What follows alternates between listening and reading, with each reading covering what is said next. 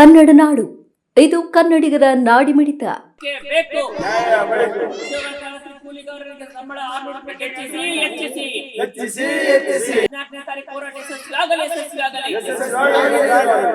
ಎಲ್ಲ ಬೆಳೆಗೆ ಬೆಂಬಲ ಬೆಲೆ ಕೊಡಲೇಬೇಕು. ರೈತರ ಸಾಲ ಮನ್ನಾ ಆಗಲೇಬೇಕು. ಕುರುಗೋಡು ತಾಲೂಕಿನ ಕೆರಿಕೆರೆ ಗ್ರಾಮದಲ್ಲಿ ಇವತ್ತು ನಾವು ಪ್ರಚಾರ ಮಾಡಿದ್ವಿ.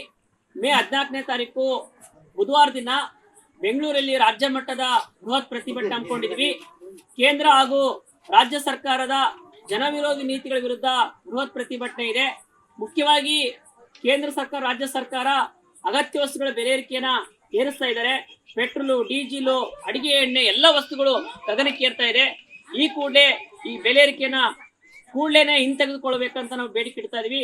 ಅದೇ ರೀತಿ ರೈತರ ಬೆಳೆಗಳಿಗೆ ಬೆಂಬಲ ಬೆಲೆ ಇಲ್ಲಿ ಇವತ್ತು ಈ ಭಾಗದಲ್ಲಿ ಮೆಣಸಿನಕಾಯಿ ಹಾಕಿದ್ದಾರೆ.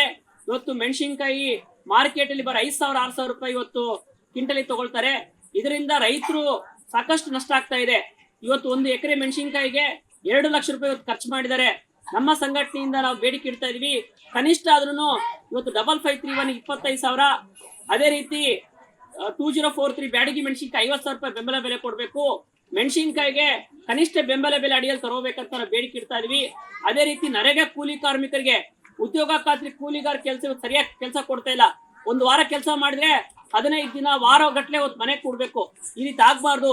ಕೆಲಸ ಕೊಟ್ಟ ನಂತರ 1-2 ದಿನದಲ್ಲೇ ಮತ್ತೆ ಕೆಲಸ ಪ್ರಾರಂಭ ಆಗ್ಬೇಕಂತ ಬೇಡಿಕೆ ಇಡ್ತಾ ಇದೀವಿ. ಇವತ್ತು 370 ರೂಪಾಯಿ ಕೂಲಿ ಆದ್ರೂ ಸರಿಯಾದ ವೇತನ ಬರ್ತಾ ಇಲ್ಲ. ಆ ಕೂಲಿನೂ ಕೊಡ್ಬೇಕಂತೇಳಿ ಬೇಡಿಕೆ ಇಟ್ಕೊಂಡು ಮೇ 14ನೇ ತಾರೀಕು ಬೃಹತ್ ಪ್ರತಿಭಟನೆ ಇದೆ. ಸೊ ನರೇಗಾ ಕೂಲಿ ಕಾರ್ಮಿಕರು, ಕೃಷಿ ಕೂಲಿ ಕಾರ್ಮಿಕರು, ರೈತರು ಎಲ್ಲರೂ ಒಟ್ಟಿಗೆ ಸೇರ್ಕೊಂಡು ನಾಳೆ 14ನೇ ತಾರೀಕು ಬೆಂಗಳೂರಿಗೆ ಹೋರಾಟಕ್ಕೆ ಹೋಗ್ತಾ ಇದೀವಿ. ಈ ಹೋರಾಟ ಯಶಸ್ವಿ ಆಗ್ಬೇಕು, ನಮ್ಮ ಬೇಡಿಕೆ ಈಡೇರ್ಬೇಕಂತೇಳಿ ಈ ಮೂಲಕ ಆಗ್ರಹಿಸ್ತಾ ಇದೀವಿ. ನೀವಿನ್ನು ಕನ್ನಡ ನಾಡು ವಾಹಿನಿಯನ್ನು ಸಬ್ಸ್ಕ್ರೈಬ್ ಮಾಡಿಕೊಂಡಿಲ್ವಾ? ಈಗಲೇ ಸಬ್ಸ್ಕ್ರೈಬ್ ಮಾಡಿ, ಬೆಲ್ ಐಕಾನ್ ಅನ್ನು ಒತ್ತಿ ನೋಟಿಫಿಕೇಶನ್ಗಳನ್ನ ಪಡೆಯಿರಿ.